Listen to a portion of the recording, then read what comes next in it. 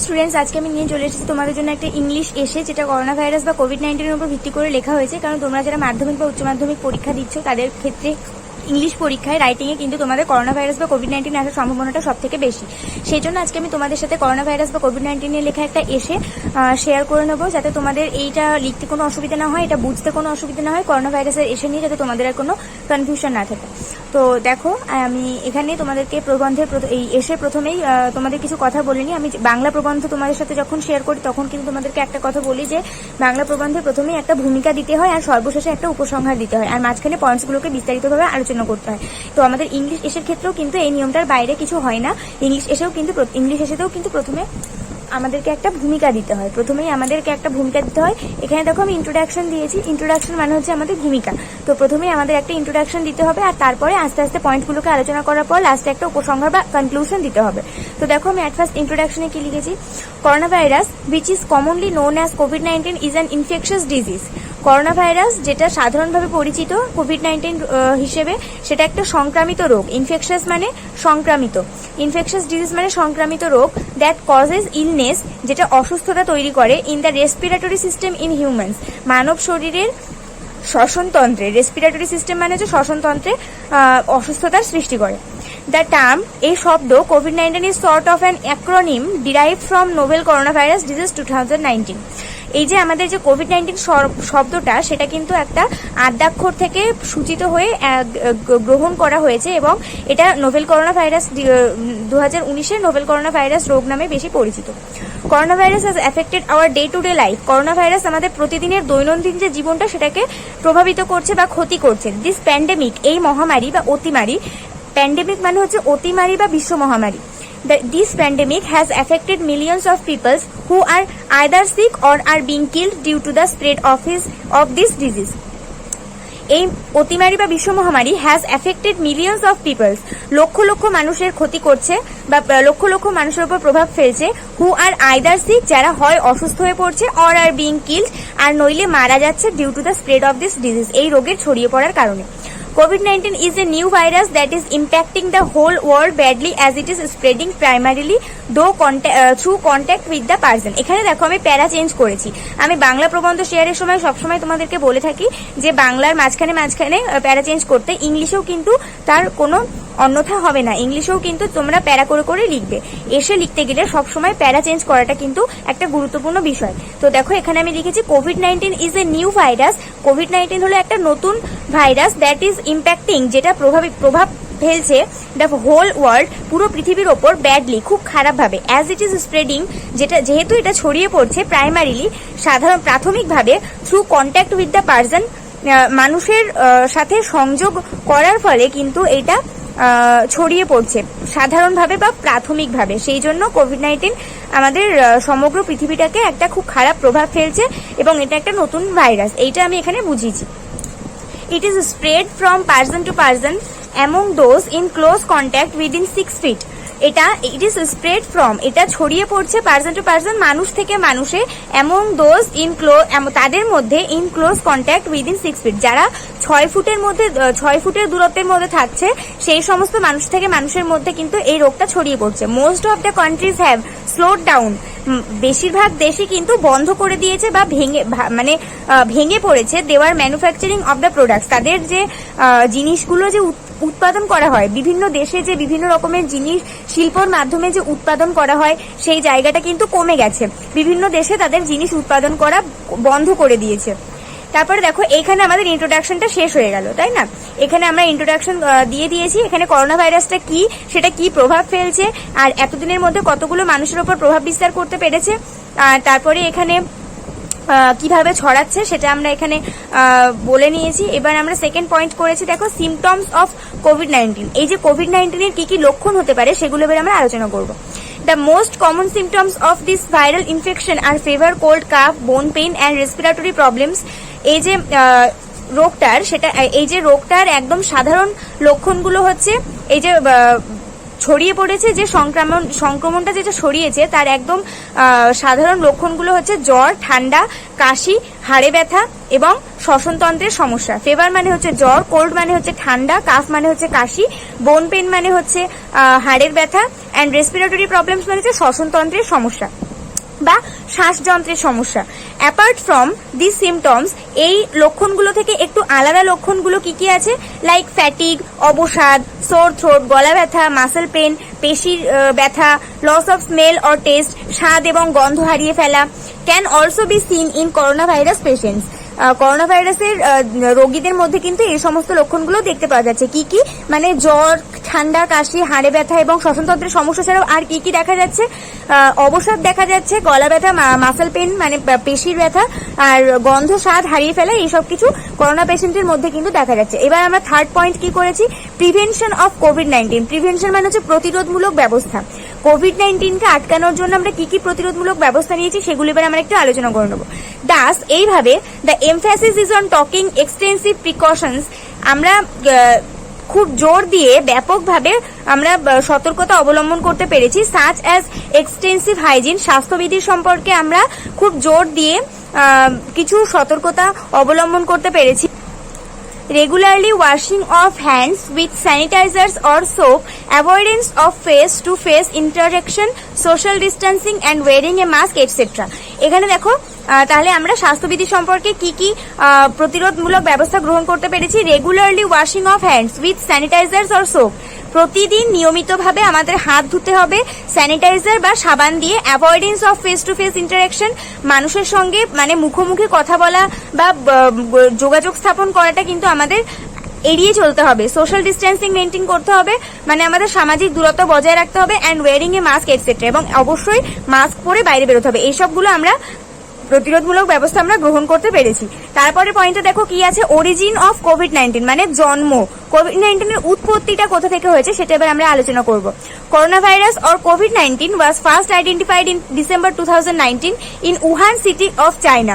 Corona virus বা COVID-19 প্রথম শনাক্তকরণ করা হয় কোথায় বা চিহ্নিত করা হয় কোথায়, 2019 সালের ডিসেম্বর মাসে চীন দেশের উহান সিটিতে কিন্তু এটাকে আইডেন্টিফাই করা হয়। In March 2020 the World Health Organization হু declared the corona virus outbreak a pandemic.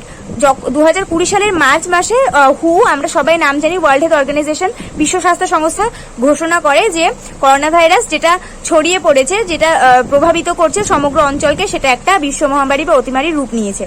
তারপরে এখানে দেখো, এখানে আমি প্যারা চেঞ্জ করেছি।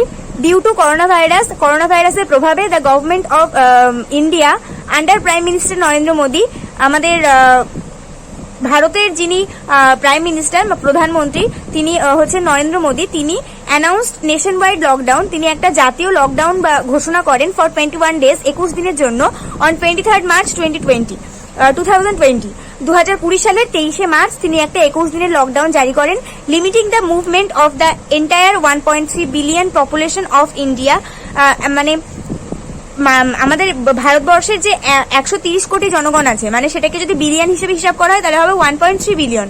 সেই 1.3 বিলিয়ন যে জনসংখ্যা আছে তাদের মধ্যে একটা প্রতিরোধমূলক ব্যবস্থা গড়ে তুলতে এবং তাদের মধ্যে একটা জাতীয় আন্দোলন, একটা সচেতনতামূলক একটা আন্দোলন গড়ে তুলতে তিনি এই লকডাউনটা জারি করেছিলেন। তারপরে আছে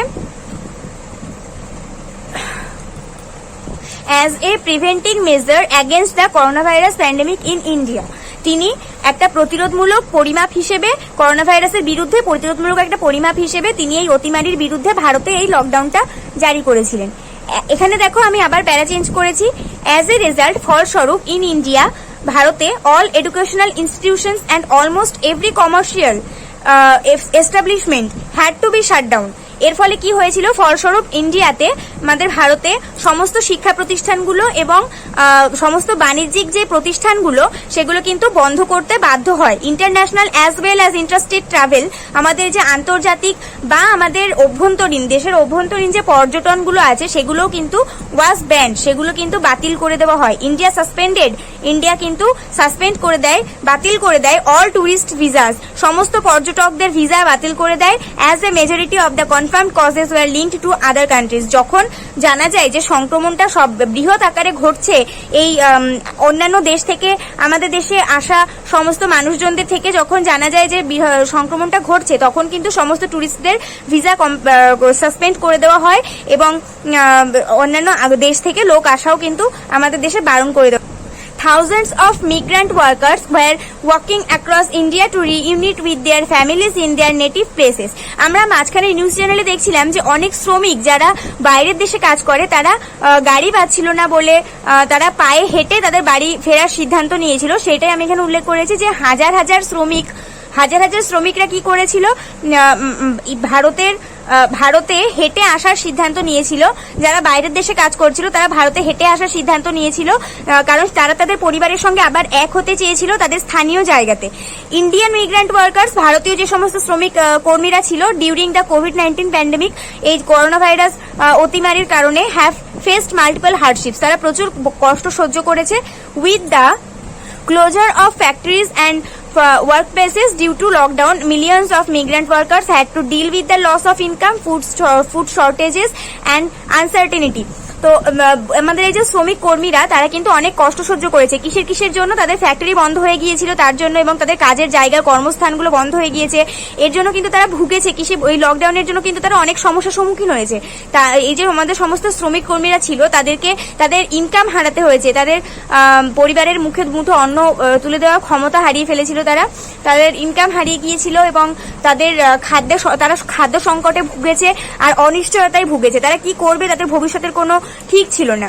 এখানে আমি প্যারা চেঞ্জ করেছি, the various industries and sectors are affected by the cause of this disease including pharmaceuticals industry, power sector, educational institutions, tourism. তাহলে আমার অনেক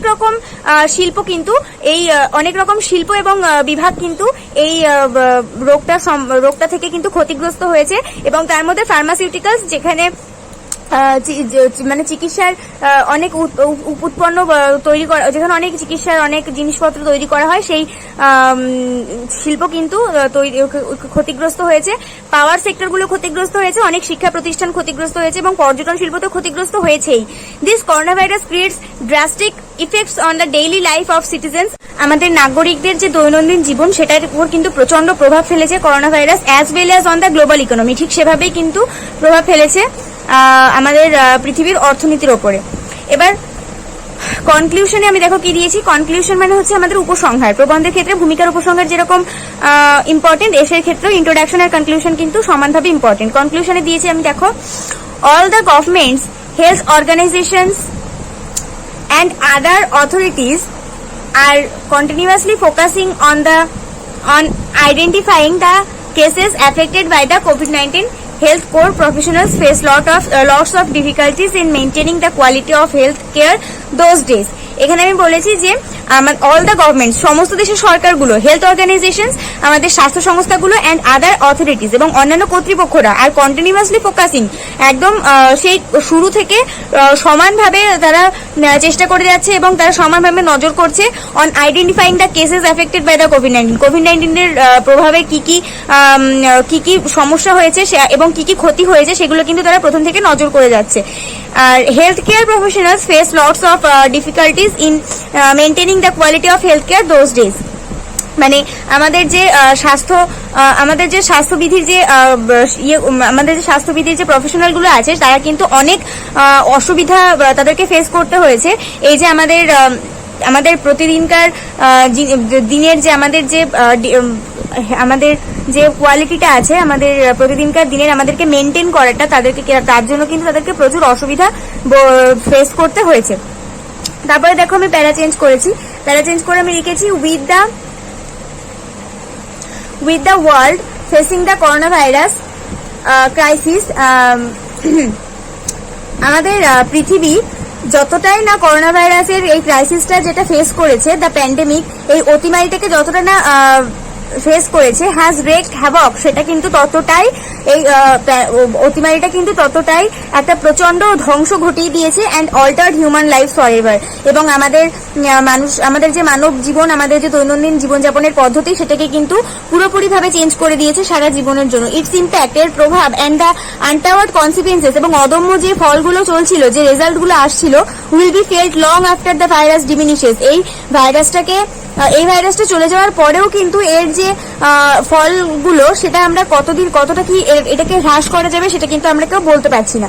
তারপরে আমাদের লাস্ট প্যারায় দেখো আছে it in times like this, যদিও আমাদের এখন এই সময়টাই hope is a powerful healer, সব থেকে আশাটাই হচ্ছে আমাদের সব থেকে বড় চিকিৎসক। Mankind stands united in its struggle against the COVID-19.